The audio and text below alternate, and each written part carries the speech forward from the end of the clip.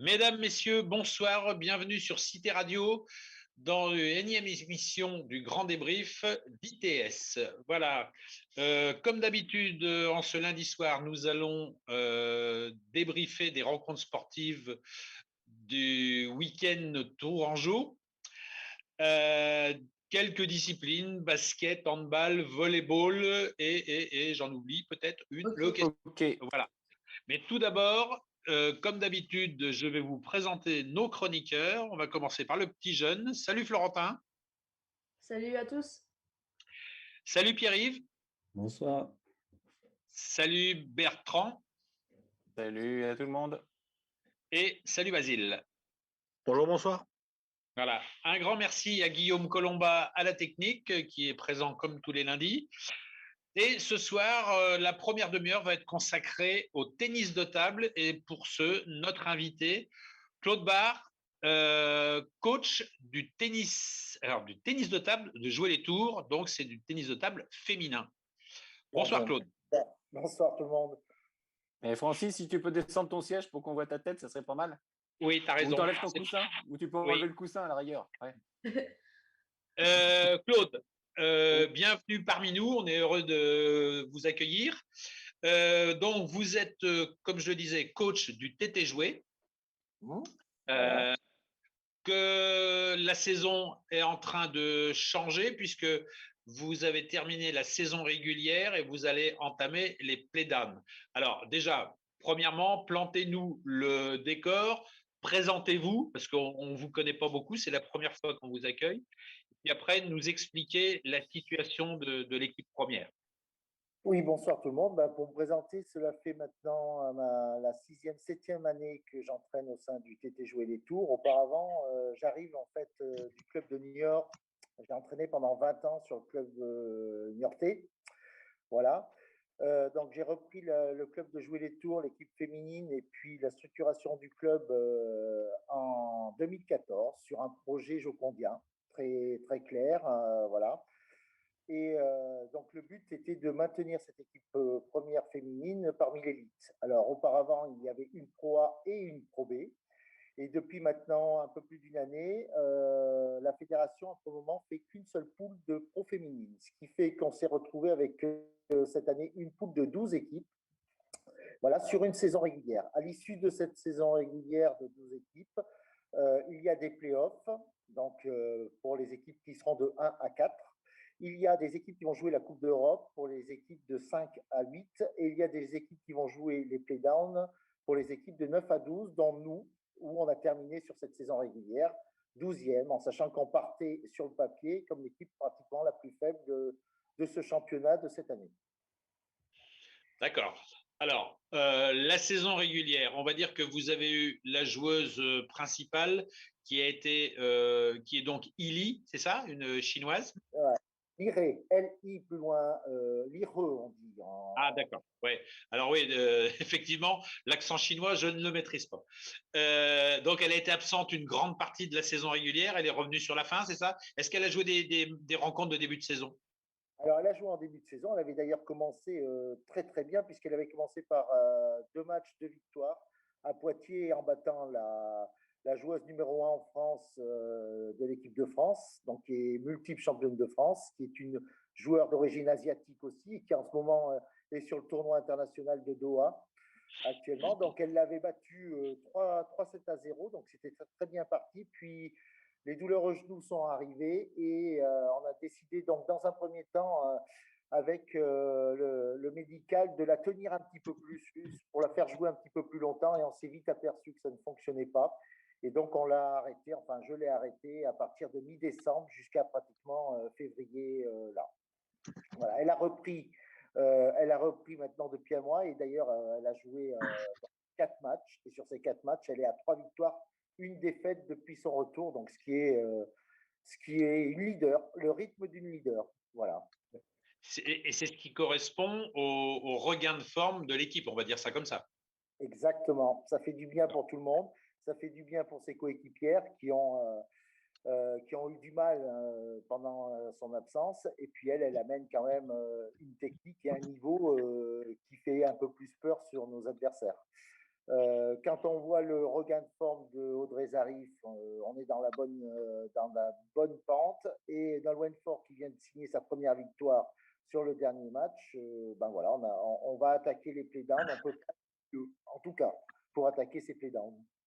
Bon, c'est bien. Donc, visiblement, alors, le playdown, vous en parlez.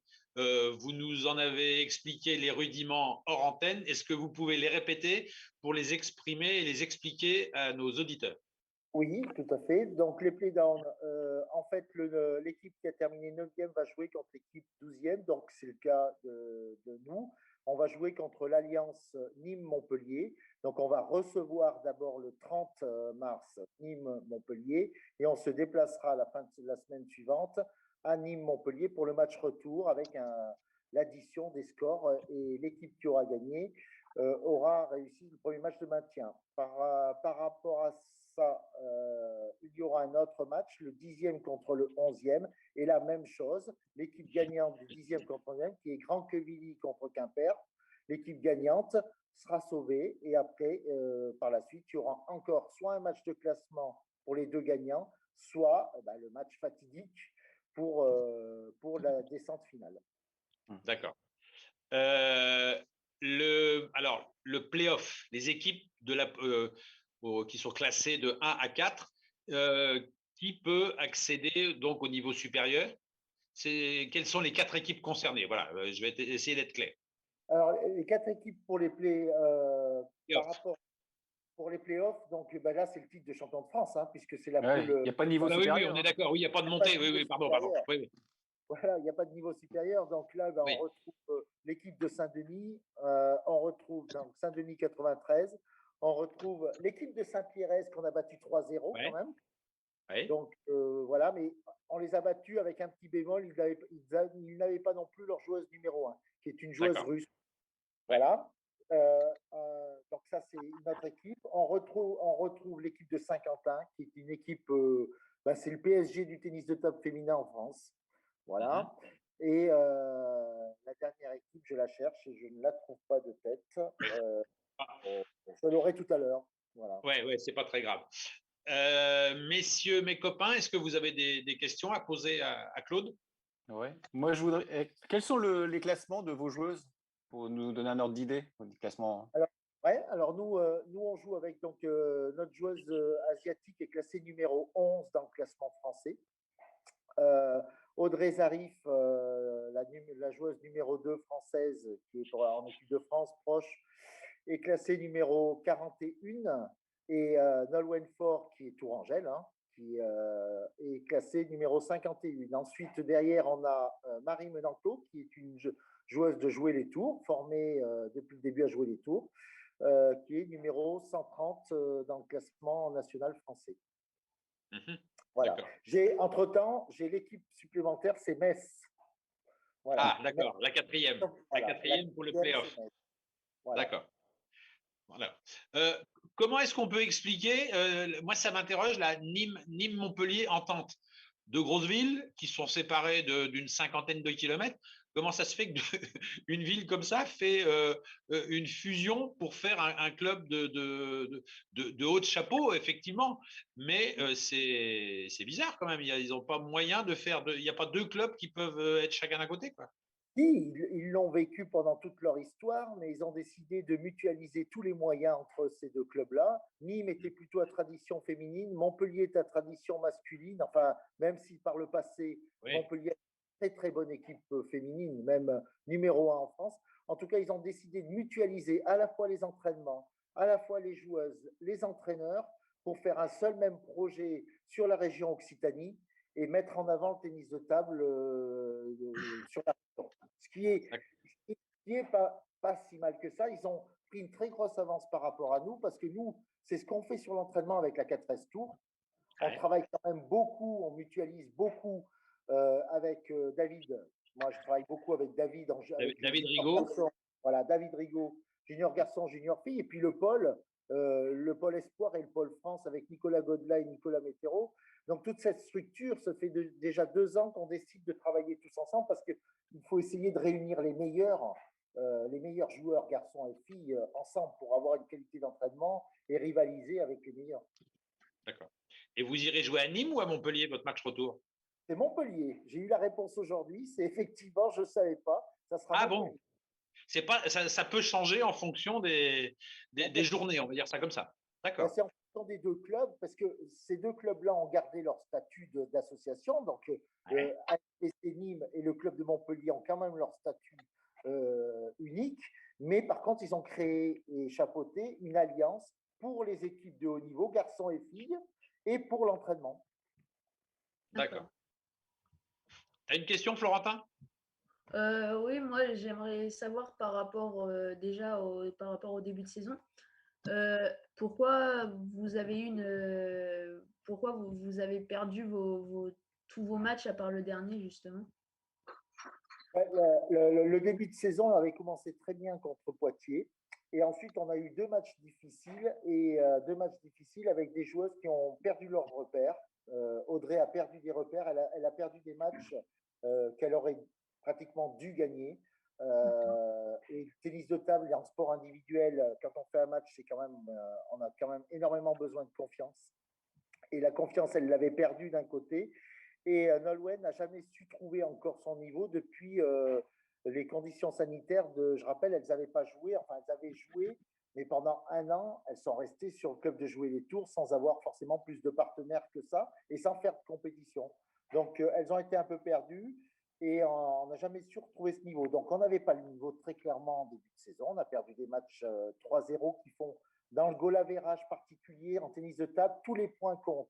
Donc, quand vous perdez sur une équipe 3-0, vous prenez, pour parler poliment, très cher. Voilà. C'est très cher. Si vous marquez 2 points, vous arrivez un peu à vous en sortir. Ouais. Mais, voilà. C'est ce qui est arrivé à la 4S qui a perdu contre le leader Sharp 3-2. On va dire que c'est une défaite, comme le dirait Bertrand, c'est une défaite encourageante. Parce que là, en plus, mathématiquement, elle rapporte des points. Voilà, complètement. C'est ça. D'accord. Donc voilà, en fait, tout on a là.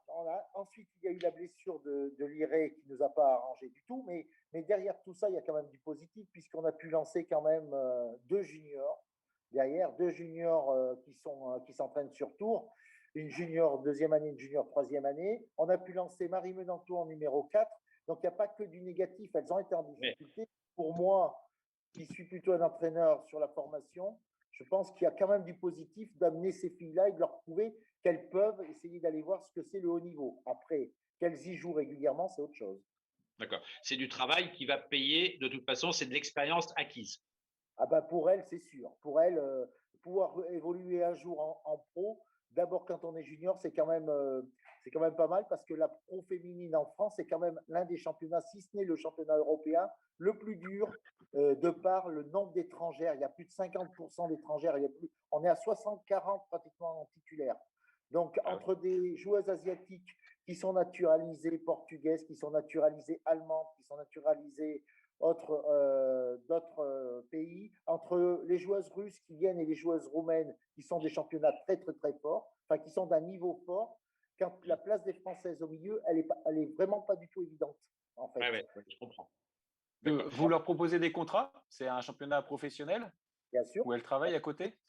Alors, pour Liré et Audrey Zarif, ce sont des joueuses professionnelles. Pour Nolwenn, c'est une joueuse professionnelle, mais qui continue son double projet, puisque Nolwenn fait des études en même temps d'ergothérapeute sur Tours. Donc, en fait, elle a un système aménagé qui fait qu'elle fait ses études en 6 ans au lieu de 3. Voilà. Et après, Marie Menanto, elle, par contre, travaille à côté. Et les juniors filles sont lycéennes et passent leur bac normalement. D'accord. Ces jeunes filles, sur on va dire des tournois qu'il y a toute la saison, des tournois individuels, elles arrivent à se situer à quel niveau? Ah bah pour Audrey, Audrey se trouve pratiquement dans les 8 meilleures joueuses en France, françaises. Ouais. Voilà, elle est pratiquement dans les 8. Nolwenn, je dirais qu'elle est pratiquement dans les 16. Nolwenn Faure, l'année dernière, elle a fini, on va dire, ses catégories jeunes, si on peut parler comme ça, à 21 ans. Elle a terminé championne d'Europe en double dame en moins de 21 ans et vice-championne d'Europe en double mixte. Donc, en fait, Nolwenn a fini toutes ces catégories jeunes sur un niveau international qui est intéressant. Elle n'a pas réussi à concrétiser encore en individuel, en simple. Et Audrey, c'est un peu la même chose. Et ce sont des filles dont l'objectif est clairement l'équipe de France à un moment donné, si elles peuvent y arriver. Elles sont les Lilian Bardet du TT Jouet. Exactement, c'est le même profil. Nolwenn et Lilian Bardet, c'est exactement les mêmes profils. D'accord. Dans l'idée. Basile, une question? Non, il y a Pierre-Yves. C'est chez toi que ça sonne, Francis. Oui, c'est chez moi que ça sonne. Je ne sais pas qui insiste comme ça. Tous les lundis à la même heure. Hein. Tous les lundis à la même heure, il y a quelqu'un qui vient. Vas-y, Basile. Moi, je voulais simplement savoir, en termes de structuration et de pérennité du club, en fait, à aujourd'hui, comment ça se passe financièrement au niveau du budget? Alors, sans dévoiler beaucoup de chiffres, mais simplement pour donner une petite idée de comment ça marche, en fait, au tennis de table. Le budget général du club, c'est un budget aux alentours de 250 000 euros. Hein. Voilà. Faut pas se leurrer, le budget est quand même à fort pourcentage public, de subventionnement public. Donc pour ça, la ville de Joué-les-Tours, la métropole, le conseil départemental et le conseil régional nous suivent de très près quand même. Ce qu'il ne faut pas oublier, c'est que le club de Joué-les-Tours, historiquement, c'est 20 ans de présence au plus haut niveau féminin. Cette année, on va fêter les 20 ans. Depuis 2001, le club de Joué-les-Tours est dans l'élite française en tennis de table. Donc voilà, et au niveau on a du partenariat à côté qui arrive, mais ce n'est pas la même chose. Et toute la difficulté est d'essayer de monter un budget et d'essayer d'aller chercher aussi des partenaires privés, comme beaucoup d'autres sports, avec toute la difficulté qu'on a. Hein. Faut pas se voiler. On a la chance d'être sport olympique, mais on n'est pas un sport télévisuel. Donc, forcément, pour des annonceurs, pour des partenaires privés, il y a le football, le hand et ainsi de suite, qui passent régulièrement à la télévision, ont une plus belle approche que nous. Hein. Même s'il y a eu les championnats du monde qui sont passés sur la chaîne L'équipe, et c'était vraiment très spectaculaire. Là, à partir des demi-finales, quand on a vu c'était 4 Chinois, je crois, en tout cas chez les hommes, chez les femmes, je me souviens pas. Mais enfin, c'est un sport qui est très, très, très spectaculaire. Oui, c'est un sport qui est hyper spectaculaire et puis ils font beaucoup d'efforts là. Beaucoup d'efforts sont faits sur la communication et notamment le côté télévisuel. Là maintenant, on voit de moins en moins le public. Si vous avez l'occasion, enfin là, il y avait Doha ce week-end, là, il y avait les internationaux de Doha. Il va y avoir Oman. Et en fait, la télé, là, ils rendent tout en noir, c'est-à-dire qu'on ne voit plus que la table, on ne voit plus que les lumières. Ah donc, oui. on ne voit plus le public, donc c'est très télévisuel maintenant. C'est devenu. Alors après, il y a le placement des caméras au-dessus ou sur le côté. Bon, ça demande à être affiné, mais on devient très très télévisuel aussi. Hein. Enfin, il y a beaucoup de recherches là-dessus. Hein. Il y aura peut-être des moyens, même par rapport aux lumières, éventuellement, un jour, et de créer une balle qui pourrait avoir un ressenti fluo de façon à ce qu'on la voit très, très bien. Ouais. Ça serait faudrait même grossir la balle. Elle a déjà été fait, ça a déjà été fait. Hein. Oui, ça a déjà été fait, je me souviens. Oui. 40 mm, ça a déjà été fait. Hein. Ouais. Je me souviens de ça. Pierre-Yves, tu avais une question à poser, je crois. Ouais, donc vous êtes coach d'une équipe féminine et on sait qu'on est dans la journée de la femme aujourd'hui. Ah oui, bien. Ma question, c'était comment vous trouvez le sport féminin et du coup le tennis de table féminin, comment il est mis en avant? Enfin, est-ce qu'il est mis en avant selon vous? Il est dans le même cas que la proportion des salaires, voire bien inférieure par rapport aux garçons. Voilà. Donc, je crois qu'il y a eu, je crois que c'est une différence de, c'est pas 25% sur les. Hein, mais en tout cas, en tennis de table, les filles sont bien loin des salaires des garçons. Hein, voilà. Donc, on est dans le même cas. Alors, par contre, les joueuses bien plus fortes, elles arrivent à très bien gagner leur vie. Mais par contre, les joueuses françaises, il faut se battre au quotidien. Et moi, je suis un fervent défenseur. C'était le cas à Niort aussi, où j'espère que les Françaises vont pouvoir vivre leur passion parce que c'est le blocage qu'il y a à 21 ans, 22 ans. Parce qu'il faut pouvoir vivre, il faut pouvoir essayer de se projeter sur sa carrière. Même si les salaires ne sont pas élevés, il faut quand même avoir un salaire pour pouvoir essayer d'avancer sur sa carrière qu'on peut bonifier surtout pour des européennes vers 26, 27, 28, 29 ans. C'est pas évident pour les femmes. Et donc, on en est là. Pour le moment, on en est là. Et le TT Joué fait la part belle justement, c'est un des objectifs du TT Jouer, de faire confiance aux jeunes Françaises. Alors, avec toutes les difficultés qu'on a, on le reconnaît bien, mais on est content quand même que les filles puissent vivre leur passion et essayer d'atteindre le haut niveau. En tout cas, on en aura fait partie pendant un petit moment. D'accord, vous faites bien Voilà. passer le message, au moins c'est clair. Moi, j'invite, moi je suis un petit peu, je suis allé au TT Jouer, je vais à la 4S de temps en temps. J'invite les auditeurs qui ne connaîtraient pas à aller, quand on en aura l'autorisation, bien évidemment, mais à aller dans les salles de tennis de table, en tout cas de ce niveau-là, parce que c'est très agréable à regarder, c'est très spectaculaire, et puis il y a qu'un match à la fois hein, à ce niveau-là, et c'est vraiment passionnant. Voilà. Là, on a vu un peu le côté compétition. On a encore un petit peu de temps. Est-ce que vous pouvez nous parler des structures du club, le fonctionnement, les gamins, quoi, tout ça en synthétisant, bien évidemment. Mais Jouer les Tours est un club formateur, ça vous nous l'avez dit. C'est la marque de fabrique, on va appeler ça comme ça. Est-ce qu'il y a des espoirs à venir, des Alors, petits jeunes? le club de Jouer les Tours tourne autour de trois axes très précis. Un, d'un côté, on a le haut niveau. De l'autre côté, on a la formation jeunes, garçons et filles. Donc, avec une section sportive qui est sur le collège Saint-Gatien. Les enfants commencent en primaire, en CM1, CM2, garçons ou filles, et peuvent aller avec une section sportive, peuvent aller jusqu'à la 3e, avant d'être repérés s'ils sont très forts par le système fédéral, c'est-à-dire le Pôle Espoir et le Pôle France. De l'autre côté, le troisième point, c'est qu'on a tout ce qui est le sport pour tous et tout le sport loisir, avec un éducateur à temps plein qui s'occupe pratiquement d'un peu plus de 150 personnes. C'est Rémi Mazella. Nicolas Cognot s'occupe, lui, ex-entraîneur de Saint-Avertin, lui s'occupe plus de la formation des jeunes au niveau des collèges. Moi, je m'occupe plutôt du haut niveau. Et Rémi, lui, s'occupe de toute la partie sport loisir et de quartier au TT Jouer, sachant qu'on bénéficie quand même d'infrastructures qui sont vraiment bien, avec la salle Jean Bigot, qui est une salle spécifique, pratiquement de 30 tables d'entraînement. Donc les conditions, effectivement, on doit partager la salle avec les lycées, on doit partager la salle avec d'autres structures de tennis de table, mais on n'a pas ce souci de démonter la salle. On peut faire notre salle comme on le souhaite, et ça, c'est un avantage quand même de la ville de Jouer les Tours, quand même, qui est important.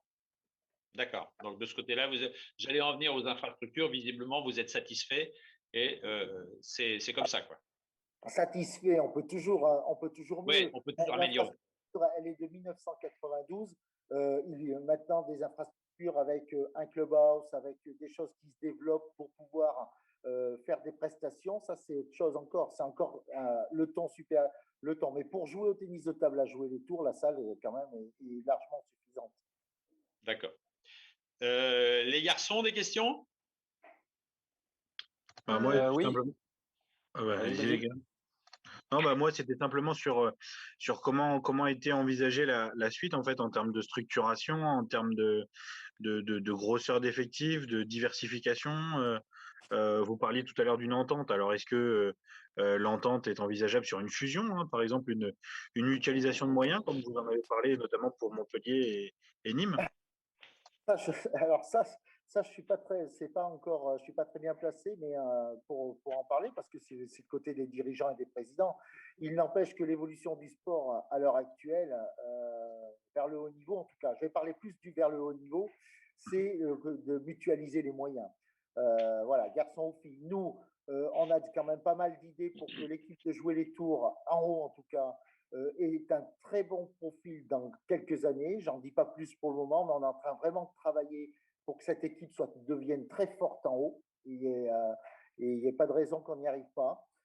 Voilà, ça passera par quelques axes précis administrativement, mais on y arrivera, je pense, dans quelques années.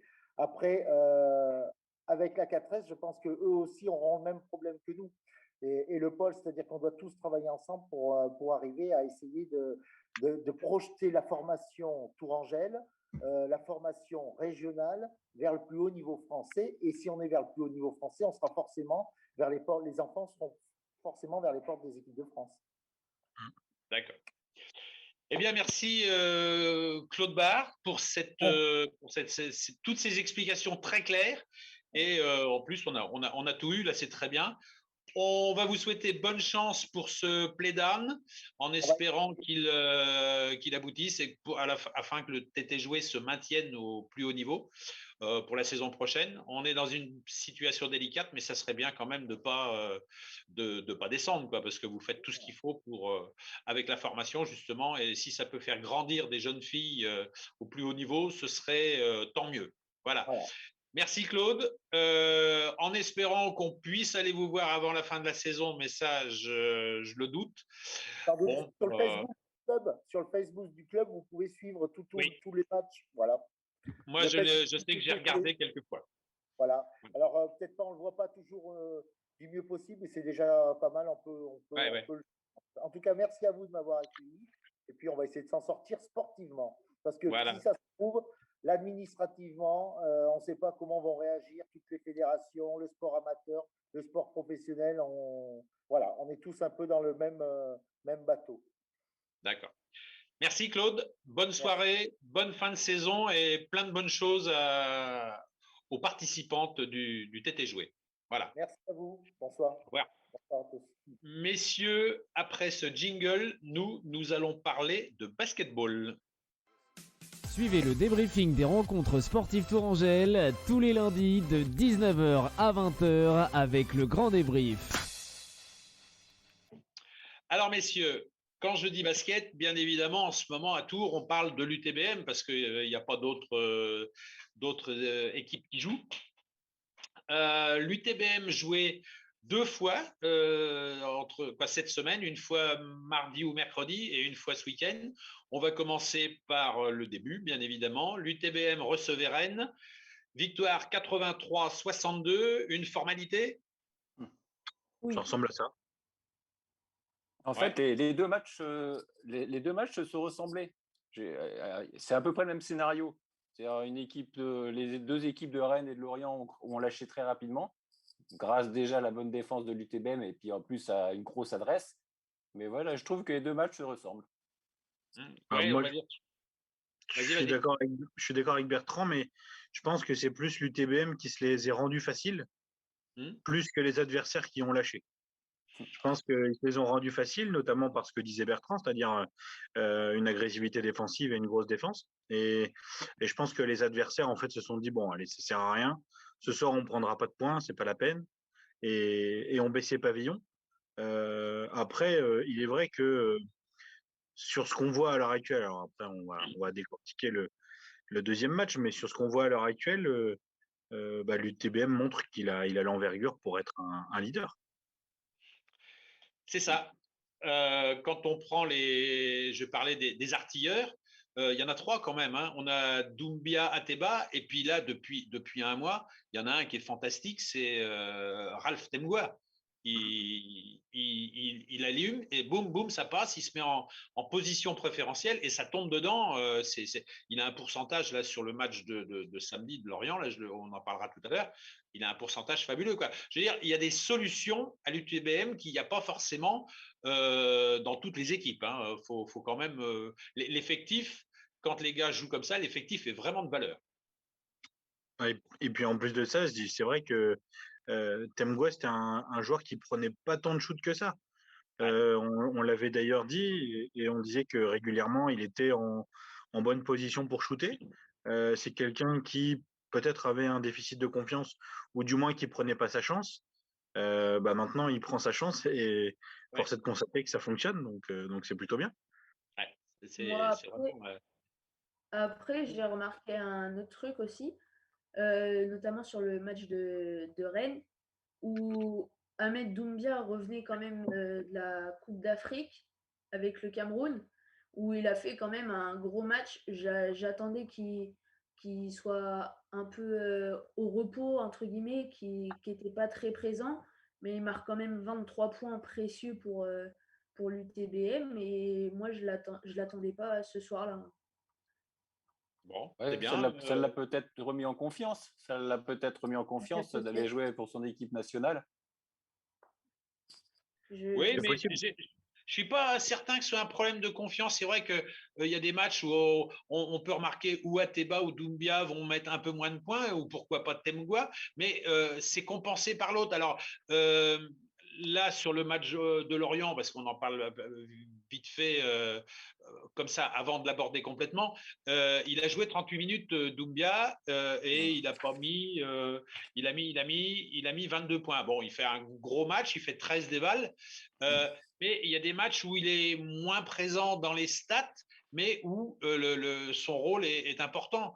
Ateba a mis beaucoup moins de points, mais il a pris des rebonds. Voilà, c'est que Ça se complète. quelque part, je sais que Bertrand dit depuis un petit moment que Doumbia n'est pas toujours. Moi, je remarque pas ça. Quand je vais dans la salle, je remarque pas ça. Voilà. Non, mais là, il est mieux. Il est mieux quand même. Là, depuis 2-3 matchs, il est mieux. Ouais, il a eu un creux, mais c'est à la période où Ateba était sur un nuage. Donc, il a bien compensé. Mais bon, il a eu un creux. Il fait une moins bonne saison que l'année dernière, mais on est en train de le retrouver. Donc, tant mieux. Mais parce que il y a beaucoup de rotation dans l'effectif. Ils sont 10 joueurs capables de jouer là. Ouais. Donc, voilà. Ouais, et puis en plus de ça, il était l'année dernière, enfin 2 ans que l'UTBM était dépendant de son scoring. Aujourd'hui, ils sont un peu moins dépendants de son apport en points. En plus de ça, il y a Bichard qui est quand même plutôt intéressant quand il rentre. Marius Chambre à la main qui a du temps de jeu un peu plus encore et qui même a démarré les derniers matchs. Donc ils sont moins dépendants de Doumbia. Donc il est vrai que alors peut-être que lui se sent, à mon avis en tout cas, bien, mais peut-être il aimerait avoir un rôle peut-être plus central, c'est possible. En attendant, c'est mieux de dépendre de plusieurs joueurs que d'un seul. Voilà, c'est ce que je Et pense. puis ce que je trouve aussi, c'est que le jeu de l'UTBM est plus collectif maintenant, Là, notamment à Lorient, où ils ont trouvé vraiment de bonnes situations de shoot. Il y a un moment, Doumbia, comme il ne trouvait pas de solution de shoot, Doumbia forçait un peu, parce que c'est son rôle effectivement de leader. Et puis il n'était pas forcément réussi, puis il était bien ciblé aussi. Mais maintenant, et notamment contre Lorient, il y a vraiment eu un jeu collectif très très bon en attaque. Et évidemment, après, au niveau de l'adresse, ça s'en ressent, c'est beaucoup plus facile. Ouais, alors pour l'adresse, on est sur du 8 sur 17 pour Doumbia. Et sur, comment il s'appelle, Temgua, que je le retrouve sur ma feuille, on est à 8 sur 9. Voilà, donc effectivement. Mais le ballon circulait tellement bien, le jeu collectif était tellement huilé que Temgua, quand il récupérait le ballon, il était dans un fauteuil. Quand on est dans un fauteuil, il avait des positions ouvertes qu'il a su prendre et à 3 points, c'est 7 sur 8. Quoi. Donc c'est quand même énorme. Hein. Mais encore une fois, ce n'est pas seulement celui qui finit l'action qui est à mettre en avant, c'est vraiment le collectif en place parce que Lorient a vraiment été mangé. Comme Rennes. Oui, mais on n'est pas sur la même valeur d'équipe. Hein, parce que pourtant, à Rennes, c'est quand même une grosse équipe. Hein. Et Rennes, ils ont quand même gagné à Vitré. Hein. Ils ont quand même gagné à Vitré, pas sur ce match, Bertrand. Pas sur ce match. Oui, mais parce que l'UTBM les a fait déjouer. Oui, mais en termes d'ambition. À la mi-temps. Vas-y. Non, mais j'allais dire la même chose que Francis, je pense, mais en termes d'ambition, c'est pas la même chose entre Rennes et Lorient. Lorient, c'est une équipe qui est installée, c'est une équipe qui l'année dernière nous avait posé des soucis. C'est une équipe qui, quand il y avait Vincent Pourchaud, était venu gagner à Tours. C'est une équipe avec laquelle on a un antagonisme. Et en plus de ça, c'est une équipe qui a des ambitions de monter. Voilà. Lorient restait avec encore 2 matchs en retard de mémoire. Et se poser la question de savoir si il n'y avait pas mieux à faire en rattrapant ces 2 matchs en retard pour aller chercher potentiellement un top 3. Donc à aujourd'hui, ça a mis un coup de frein dans leurs ambitions, clairement. Ouais, Florentin, toi qui sais tout là. Florentin, toi qui sais tout, c'est Toulouse qui a 2 matchs en retard. C'est pas Lorient. Oui, non, mais Florentin. Attends, Florentin. Toulouse avait 2 matchs en retard. Toulouse, ils en ont toujours 2, mais Toulouse en a 2. Oui, Lorient n'a plus qu'un. Lorient n'a plus qu'un. Ouais. Lorient en avait 2, on n'a plus qu'un. Et Toulouse en a encore 2. Ouais, c'est ça. Potentiellement, c'est Toulouse qui est le leader. C'est ça. Après, j'ai trouvé un point noir sur Rennes, c'est l'exclusion de Jbam. Ouais. Oui, alors justement, par rapport à ça, c'est bien, Florentin, que tu en parles, parce que par rapport à cette exclusion, quand on écoutait les commentaires le soir de Rennes, il disait que c'était dommage, que Jbam allait certainement être suspendu contre Lorient. Et quand moi j'ai regardé le match de Lorient, Jbam, il était sur le terrain. Alors, est-ce qu'on a une explication du pourquoi, du comment ? Moi, non. Bon, personne? Bon, alors c'est une question qui compte pour du beurre, là. D'accord. La seule explication, c'est que par rapport à son exclusion, le rapport de l'arbitre n'a pas été, Oui. comment dire, incriminant à ce point-là pour Jba, mais c'est ce qui lui a permis d'éviter la commission et de pouvoir jouer, tout simplement. Parce qu'une faute disqualifiante n'entraîne pas forcément un match de suspension. De mémoire, pas systématiquement. Bah, la preuve en est, puisqu'il a joué le match d'après. Donc, voilà, quoi. En fait, Mais, de mémoire, je crois que ça dépend du rapport. Je crois que ça dépend du rapport des officiels. d'accord. Bon. Ou Pourquoi peut-être pas peut-être qu'il n'a pas été encore jugé aussi. Mais je ne sais pas Non, si mais, au foot, des fois, ils sont jugés 15 jours après sur une expulsion. oui, mais par exemple, au football, quand tu as un rouge, même si tu n'es pas passé en commission, tu sais que le match d'après, de toute façon, tu restes sur le banc. Je ne veux pas. Voilà. Voilà. Alors, je suis surpris qu'au basket, ce soit pas pareil, mais s'il y a des gens qui savent, qui connaissent la réponse à ça, qui n'hésitent pas à nous la mettre sur le Facebook, comme ça, nous, on sera, parce que bien évidemment, on ne connaît pas tous les règlements, et ce serait bien si on pouvait en être informé. Merci d'avance. Pierre-Yves, tu as quelque chose à dire par rapport à la prestation UTBM? Bah, c'est 2 victoires contre 2 équipes qui sont quand même plutôt dans le haut du tableau, qui ont des bons résultats depuis le début de l'année. Donc, juste, ouais, l'UTBM, ils se mettent au niveau de leurs ambitions. Ils ont envie de la Pro B, c'est affiché et ils gagnent les matchs qu'il faut. Voilà. Quand on parle, pour revenir au match de Rennes, on va dire effectivement qu'il était pratiquement plié à la mi-temps et que dans le quatrième quart, on a vu quand même les jeunes sur le terrain, notamment Cartier qui a mis 5 points. Hein, voilà quoi. Donc ça veut dire qu'il y a eu une petite revue d'effectifs pour faire souffler les cadres, on va dire ça comme ça. Mais Rennes a quand même abdiqué. Moi, je suis d'accord avec Basile. Je trouve que Rennes a abdiqué de bonheur quand même. Ah, ils en mettaient pas dedans. Les Et- 2 joueurs majeurs de Rennes, ils sont à 2 sur 19. Donc, Mais, Oui, c'est ça. mais encore une fois, Rennes a abdiqué tout comme Lorient, parce que quand on écoutait, moi j'ai écouté avec attention le commentateur de Lorient sur la page Facebook, et j'ai lu les commentaires. Les suiveurs de Lorient ne reconnaissaient pas leur équipe. Et parce qu'en fait, l'UTBM les a fait déjouer, l'UTBM les a écœurés, et c'est ce qui a fait que ils ont baissé pavillon. Et c'était pareil pour Rennes, en fait. après, concernant Lorient, bon, ils sont quand même revenus à moins 10. Et à ce moment-là, ils y croyaient. Hein. Le mec au micro, il y croyait. Mais Il n'y avait que l'intérêt lui, hein. du. Il n'y Oui, avait que lui qui y croyait. Il n'y avait que lui qui y croyait, c'est vrai. Ouais. Lui et peut-être quelqu'un de sa famille, peut-être. mais dans d'autres temps, l'UTBM aurait peut-être craqué. Et puis là, c'est là la force de l'UTBM maintenant, c'est qu'elle a fait le dos rond et puis elle est repartie de plus belle. Moi, je suis pressé de voir. Je ne sais pas si ça va être possible de voir Crayon avec Felder. Parce que, bon, Crayon, on n'en parle pas, on n'en a pas encore parlé, mais bon, c'est quand même l'homme On va pouvoir régulier. Bah, là, il est encore à une éval de 25. 6 sur, quoi, 31 minutes, 15 points, 6 sur 11. Pas de. Double-double. Hein? Double-double. Il ne fait pas un double-double. Au niveau rebond, il n'est pas plus de rebond. C'est Temgua qui fait un double-double. Ouais. D'accord. Ouais, il fait 10 passes décisives. Non, 10 rebonds défensifs, Temgua. Voilà. Si, Crayon, il a 15 points, 11 rebonds. Crayon, 15 points, 11 rebonds, 4 passes décisives. Putain, c'est énorme ça. 25 d'évaluation. Mais Temgua, il a 31 d'évaluation. Ah oui, il a 11 rebonds. Oui, c'est ça. Oui, tu as raison. Il a 7 et 4. 7 et 4, ouais. C'est ce qui a fait que ça a permis aux deux d'être dans l'équipe de la semaine. Ouais. Les deux y sont? D'accord. Les deux sont dans l'équipe, le 5 majeur, pardon, de la semaine. Oui, d'accord. Alors, pour le futur, il devait jouer mercredi soir à la maison, donc à mon conseil, contre Angers. Le match est reporté. Certainement des cas de Covid du côté d'Angers. Oui, mais c'est sûr. Oui, c'est ça. Ouais, D'accord. Je pense que c'est pas la météo. Oui, et le prochain match, ce sera, que je le retrouve, vendredi à Bordeaux.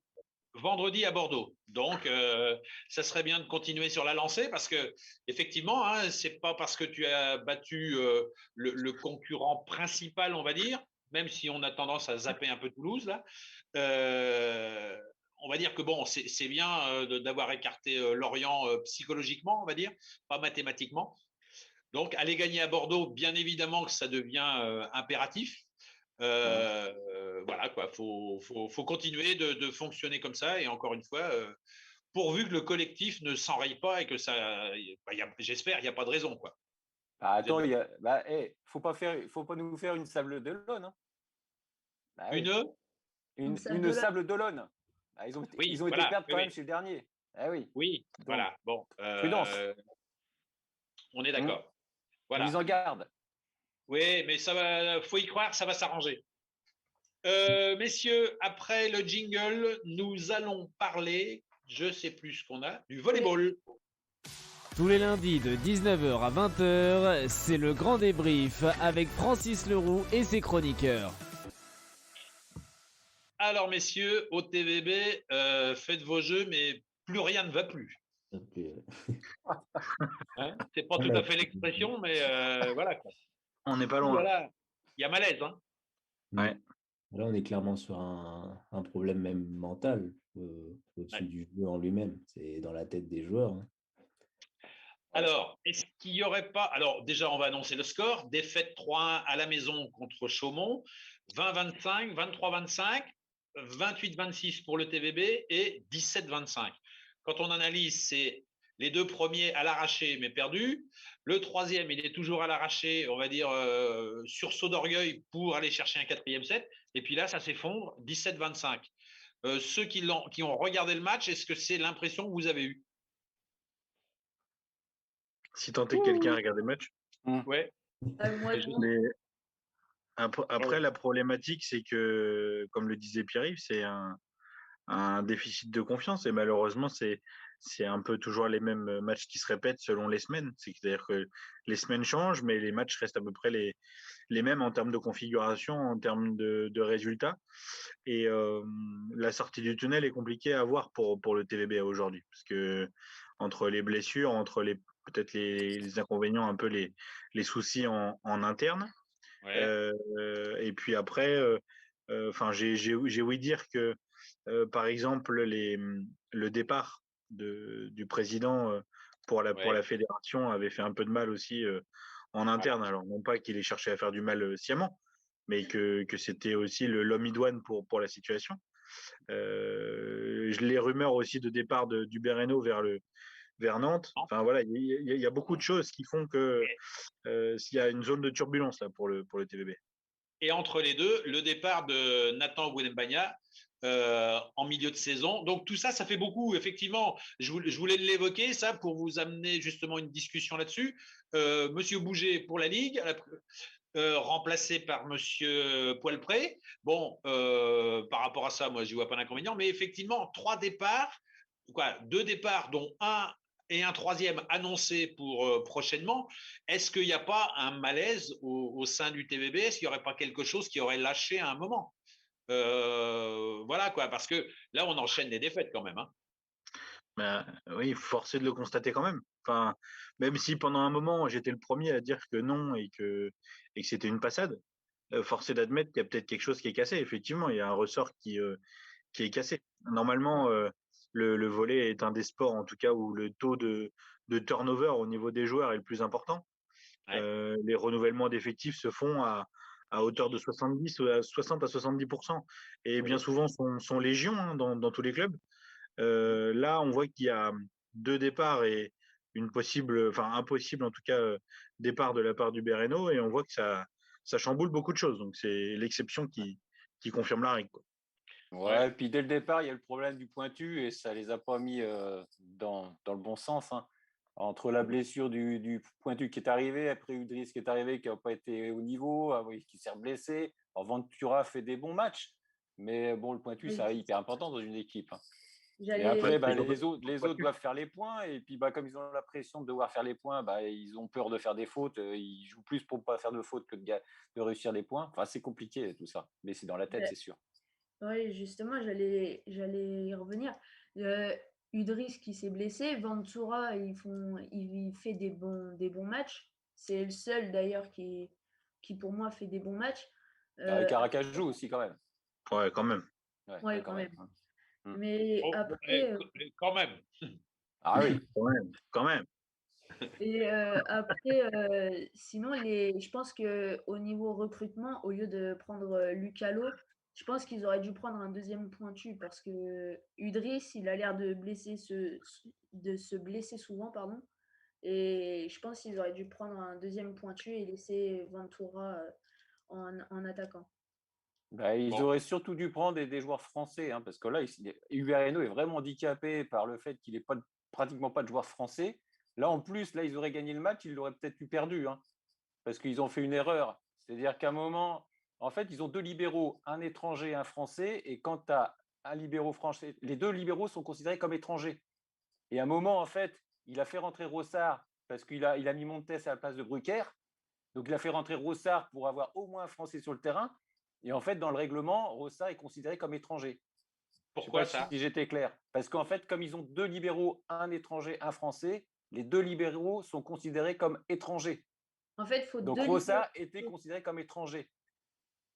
Donc, Chaumont a porté une réserve. Bon, ils ont gagné le match, donc elle ne va pas aboutir. Par contre, il va peut-être y avoir une amende quand même. Donc, Hainaut est vraiment embêté là-dessus. Il est obligé de sortir. Il veut faire jouer Montes, donc Brucker, parce que Brucker jouait à la place de Montes, mais au début, il ne jouait pas. Hein. Il jouait pour qu'il y ait un Français sur le terrain.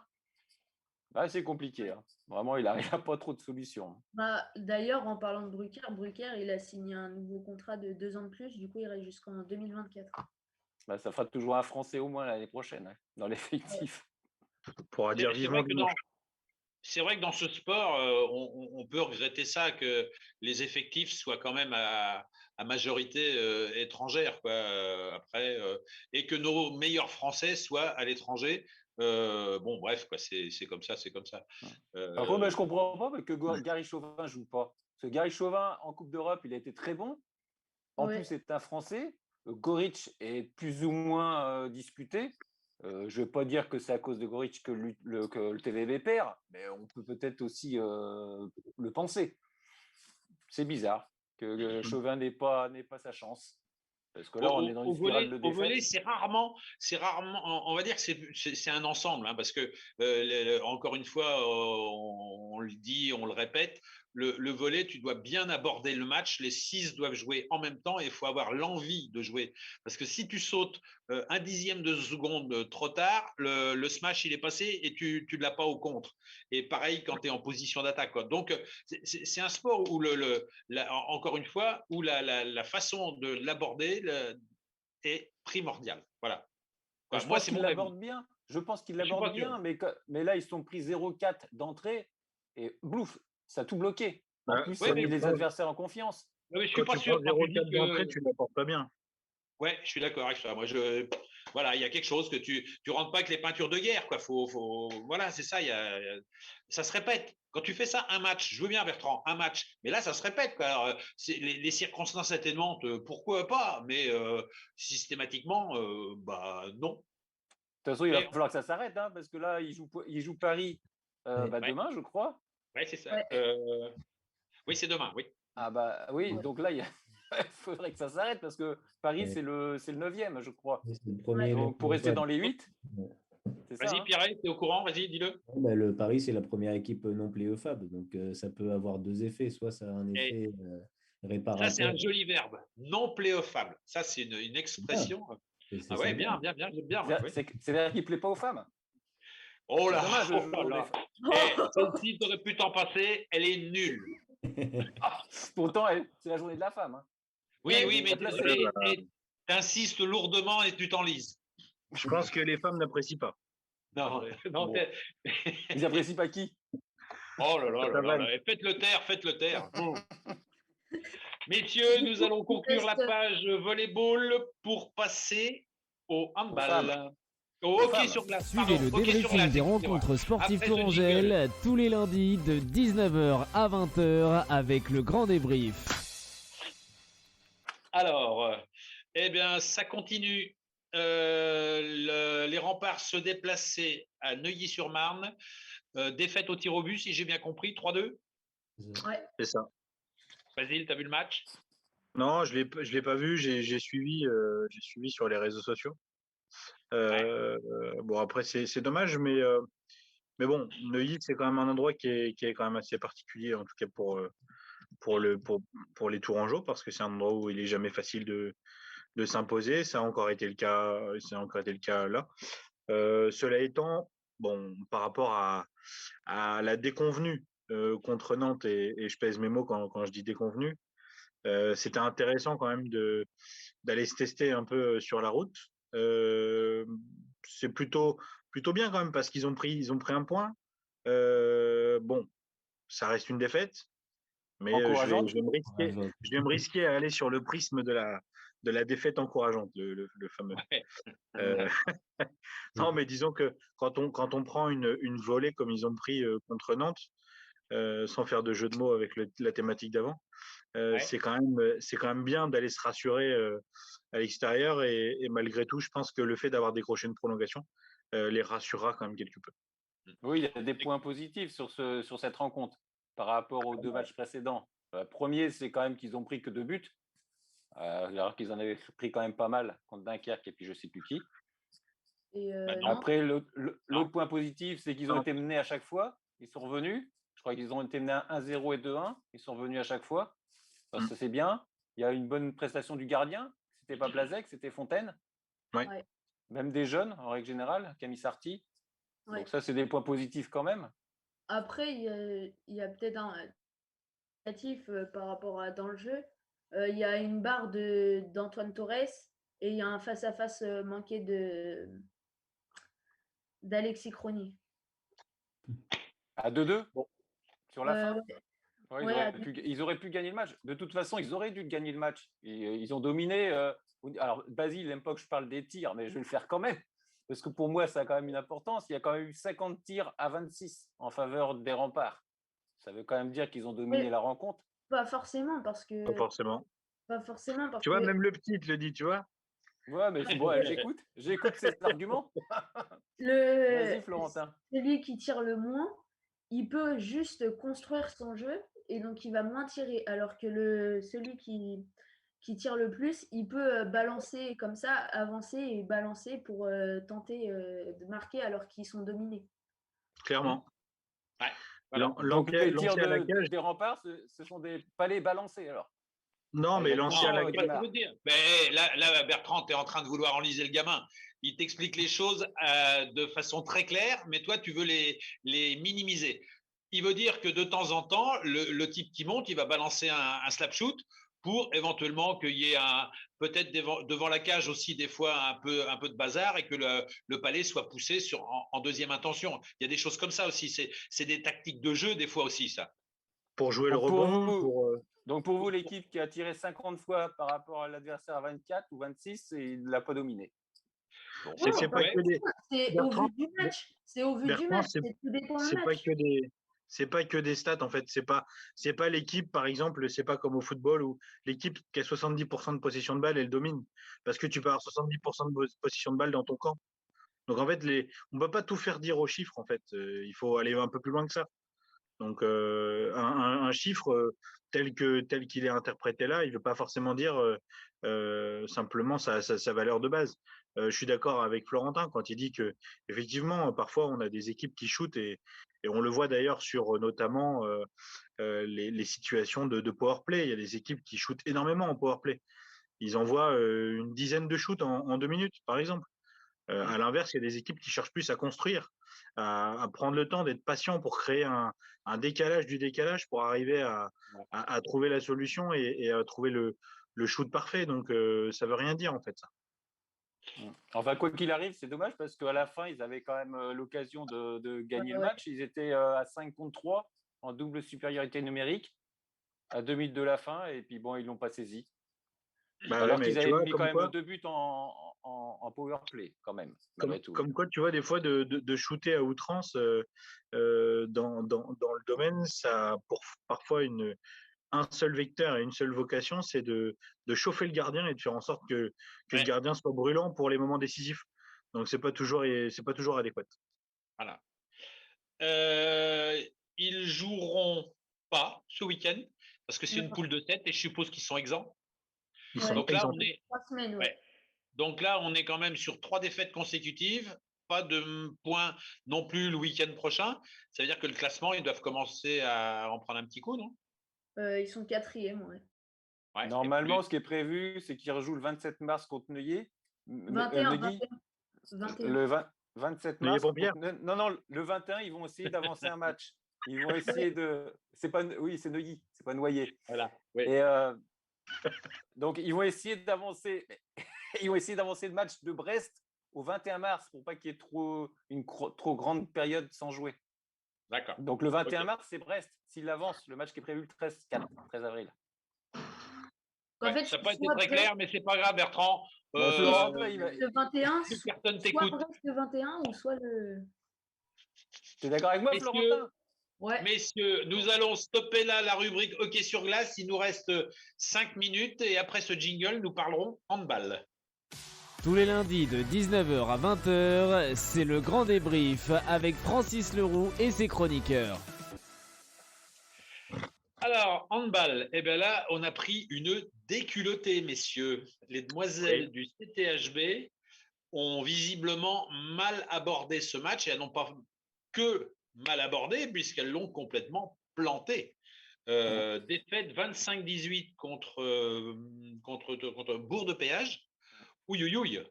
Alors qu'elles avaient gagné 30-20 au match aller. Ouais. Mais là, Bah, je pense qu'elles auront rendu la monnaie de leur pièce. ouais. Mais moi, j'ai vu le match, en tout cas les 3 quarts. J'ai vu l'interview de Nina Bradjesic en fin de match. Ouille, ouille, ouille. Elle a dit qu'elles avaient été nulles, tout simplement, qu'elles n'avaient pas fait ce qu'il fallait, qu'elles avaient mal abordé le match. La copie la plus mauvaise qu'elles pouvaient rendre. Voilà. En gros, c'est ça. Elles ont chauffé, entre guillemets, la gardienne adverse, Zimmermann, qui a fait une grosse partie, mais on l'a mise en valeur. Elle a été mise en valeur en début de match sur des shoots pas toujours difficiles. Et après, elle a brillé de 1000 feux, cette jeune fille. Et c'est bien pour elle, elle a vraiment réussi son match. Mais côté CTHB, on n'a pas mis les tirs forcément qu'il fallait pour la mettre en difficulté. Ouais. Après, c'est quelque chose qui peut arriver. Si il y a réaction au prochain match contre Nantes et qu'elles remontrent les belles choses qu'elles ont montrées ces dernières semaines, bah, ça sera juste un accident de parcours. Donc après, il ne faut peut-être pas tirer non plus des conclusions juste sur ce match-là. Elles l'ont loupé. Ça a des petites conséquences au classement, mais après, voilà. Pierre-Yves, je tire pas des conclusions. Je fais un état du match, si tu veux. Je parle que de ce match-là. Maintenant, ce que Nina a dit aussi à la fin de match, et c'est bien que tu le dises comme ça, a dit c'est bien qu'on fasse des belles prestations contre les grosses équipes. Elle faisait allusion aux 31-32 défaites en Coupe de France contre Brest, mais elle a dit contre les équipes moins fortes, il faut qu'on soit présente aussi, parce que ce qu'elle mettait en valeur, c'était le fait qu'elle n'avait pas elles avaient fait un non-match. Voilà. Et là, dès le coup de sifflet final, elle était vraiment très agacée. Je ne sais pas si quelqu'un d'autre l'a vu, cette interview, mais moi, j'ai bien aimé, en tout cas, ces mots. Quoi. Voilà. Ouais. J'ai l'impression qu'il y a eu une décompression. Il y a eu une décompression, justement. Elles ont été au taquet contre Brest. Et là, elles se sont dit, c'est Bourg-de-Péage, c'est, entre guillemets, facile. Et puis, bon, elles se sont complètement plantées là-dessus. Ouais. Oui, c'est inconscient. Tu n'as pas la même motivation. Tu te dis que c'est une équipe qui est en dessous. Tu dois normalement gagner dans ta salle. Sauf que moi, quand j'ai allumé la télé, il y avait 6-1. J'ai dit ouille. Donc, voilà quoi. Et puis, ça a mis en confiance, Bourg-de-Péage. Hein, parce que les filles, elles se sont dit, oh là là, le CTHB est prenable, allons-y. Et puis, après, les tireuses du CTHB ont commencé à douter. Alors, concernant les arrêts de Zimmermann, moi j'ai remarqué quand même que le CTHB tirait beaucoup à hauteur d'épaule. Voilà, on est d'accord. Et bon, alors c'est sûr que Zimmermann a fait des sacrés arrêts, mais facilité par les tirs toujours un peu stéréotypés et faciles à lire du CTHB. Des fois des tirs forcés, bon voilà quoi. Et il faut savoir que Bourg-de-Péage était handicapé avec des joueuses absentes, faut le préciser. Donc, voilà. J'ai surtout trouvé aussi Sophia Ferry mauvaise et Katarina Stozic qui a fait un bon match. Qui a fait un bon match, qui est en confiance. Elle est peut-être la satisfaction de l'équipe du match de samedi. Ouais, ça. avec vrai que- Touré. Alors, en fait, les deux remplaçantes. Ouais. C'est vrai que Sophia Ferry, moi, je la trouve quand même limite dans ses duels, quoi. On a l'impression qu'elle fait toujours le mauvais choix dans le tir, hein. Je veux dire, bon, voilà, c'est comme ça. Elle Maintenant, avait il fait faut un 5 sur se 5. reprenne. Elle avait pas fait un 5 sur 5 le match d'avant? Oui, c'était pas les mêmes prestations. Là, j'ai eu dans la même mi-temps, très proche à 1 ou 2 minutes, elle fait 0 sur 2. Elle est au 6 mètres plein pot dans la gardienne, quoi. Voilà. Ouais, j'ai vu, ouais. Voilà. Elle est à Messieurs, sur 3, là. il est 20h, nous allons arrêter là. Je vais vite quand même. Le CTHB donc joue le week-end prochain, reçoit Nice. Ouais. 13-14 mars. Pas de match pour les remparts. Paris TVB, donc demain soir à 18h. Donc c'est à Paris. Et puis Bordeaux UTBM, vendredi 12 mars, donc vendredi prochain à 20h à Bordeaux. Voilà. Et CTHB, c'est pas Nantes?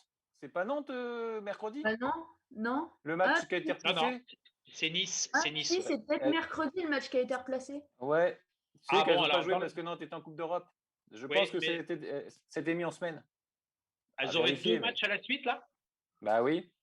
D'accord. Le match Parce que- en retard de Nantes en semaine et puis le match à Nice le week-end prochain. Alors oui, parce que pour l'instant, je n'avais pas de date 13 ou 14. Effectivement, il sera peut-être dimanche, alors le match, la réception contre Nice. D'accord. Et il me semble aussi, Francis, que le TVB joue ce week-end aussi. Oui, Ouais, alors là, pour Oui, l'instant, contre Tourcoing. je me suis contenté du match de demain soir, qui est Ils jouent Paris. Paris, Paris. et après ils jouent Tourcoing samedi. D'accord. À Tours? Oui. Oui. D'accord. D'accord. Ouais. Bon, messieurs, maintenant il est 20h01, donc on va conclure là. Merci Basile, merci Florentin, merci Pierre-Yves, merci Bertrand, merci Guillaume. Et un grand merci aussi à Claude Barre, le coach du TT Jouer les Tours, donc c'est du tennis de table, d'avoir été notre invité ce soir. Salut tout le monde et à lundi prochain.